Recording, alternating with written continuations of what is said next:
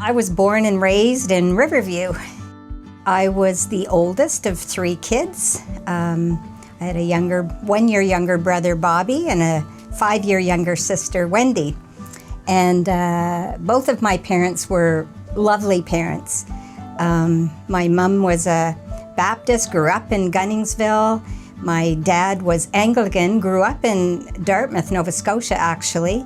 But they met in high school when he had moved to then called Riverview Heights. And they married, and married at Gunningsville Baptist Church, I believe, by Seth Crowell's father. I was very shy as a kid, involved in my church, went to Brownies, went to CGIT, went to Sunday school, around, I think I was probably grade 6 or 7, I stopped going to church with my family and started going to a different church with my friends. I remember a significant piece of my life and probably faith story is that a new girl moved to my neighborhood from Montreal area, and she was a Christian. While we had so much in common and we spent so much time together, I actually remember buying myself a readable Bible called The Way, and I literally read this every night. I read through the whole Bible, and but it's not something we did as a family. I was quite independent on this, but I never did follow through to baptism until I think grade 12, and that was after my dad died. After he died, we started going to a different church as a family where my aunt went, Lower Coverdale Baptist Church, and that's where I followed through and got baptized. And I did go to community college, did business, and I did very well in that. Right out of community college, I went to Toronto, and I got a wonderful job at Scotiabank head office. When I came back home is when I joined my longest term career, and that is federal government. In 1978, I started working for the federal government. That lasted 17 years. And I started with a department that was called DRE back then. It soon became called ACOA, Atlantic Canada Opportunities Agency. I worked there for a few years, and then I applied on another job, which was quite different. That was Solicitor General. Today it's called Public Safety. I studied how to prevent crime through environmental design. I saw projects. In fact, I remember one time going with my boss, who was a criminologist, to Spring Hill Institution, for example, and I was only in my 20s. And I saw these young boys planting flowers outside, and I remember thinking, wow, was school out already? Naive as I was. And no, these are the inmates. I could have cried right then. These boys didn't shave yet. And here they were on a path of crime. And seriously, I think that played a big role in heading toward my career and care for starting out with a strong childhood with the right supports. Met my husband at Agriculture Canada. We were married for 7 years. Sadly, when my kids were 1 and 2 years old, my husband decided that it wasn't meant to be, and we separated and divorced eventually.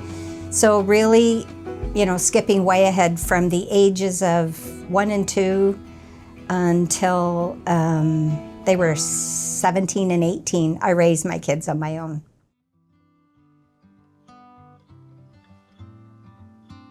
I started taking some night courses, and I did go back to federal government for a very short bit with Communications Canada. I left, got a student loan, and welcome ABC.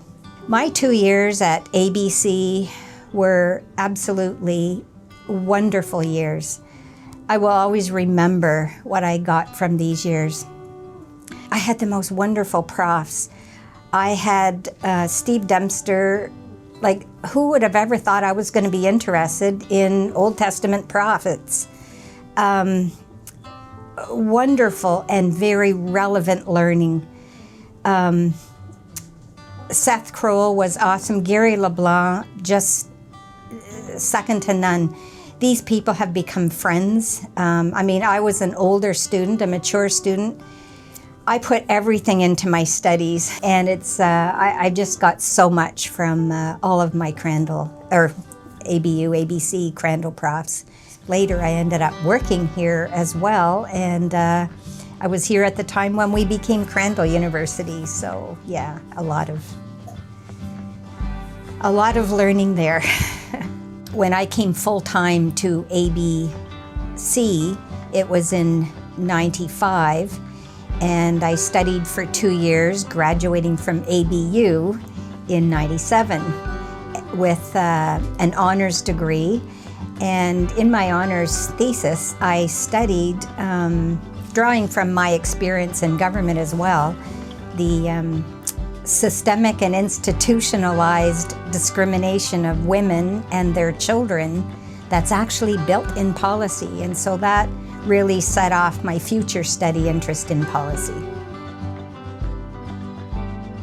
After I graduated from Crandall, I applied to do a master's degree at UNB, and I did that. I was one of the last-minute applicants to UNB to do a PhD, and I was surprised I got in.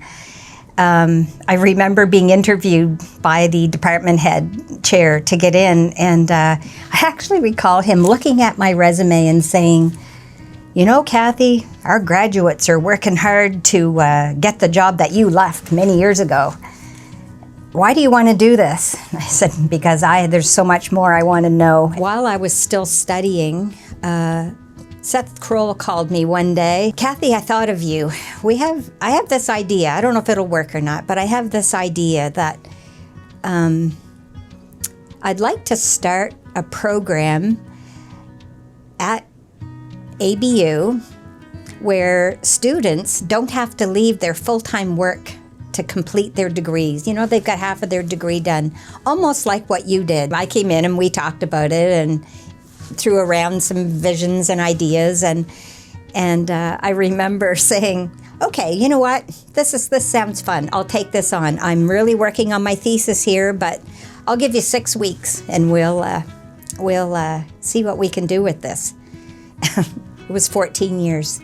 It was really close to my own experience. I did have to leave my job to finish my degree, and I wish I didn't.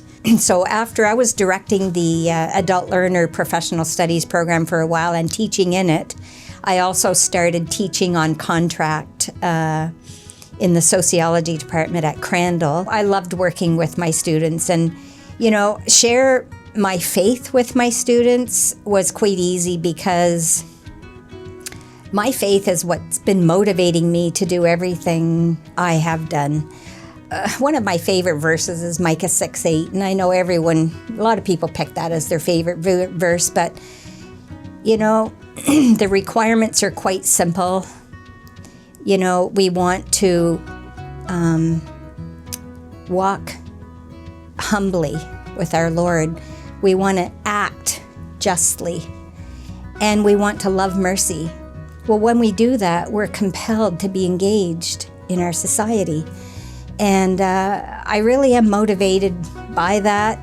Love the widows and orphans, help the widows and orphans. This is what we're called to. We love God. We love our neighbor. It's not that much more difficult to live our faith. I know I'm simplifying things, but if this could be contagious, this is what I always hoped for. I remember years later when I got into politics, some very difficult days in the legislature, I literally would write on the top of my order sheet page, "Love mercy, act justly, walk humbly with the Lord." And I would start writing all the fruits of the Spirit. And it was just, sometimes I would sit in my seat and be angry or be frustrated. And I would just try to be grounded with what my focus needed to be. Dan and I worked together like everyone else at Crandall, and I didn't know Dan any more than I knew anyone else at Crandall from the beginning. So we started talking more, and we dated for a couple of years. Our first date was December 19th. That's still the date we celebrate as our anniversary, but we actually married not that April, but the April following. As soon as exams were over, we secretly went away and got married and didn't tell anyone. We've had a great 20-some year life together now. We married in 2005. This is 20 years, officially married now. One of the real joys of life is being a parent. And but the next joy after that is becoming a grandparent.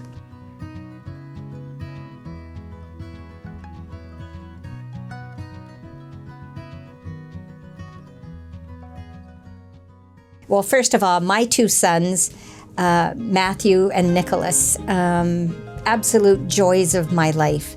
Matthew, my oldest, went on to do a degree in sociology and criminology at St. Thomas University, although he did a couple of courses at Crandall because St. Thomas was on strike.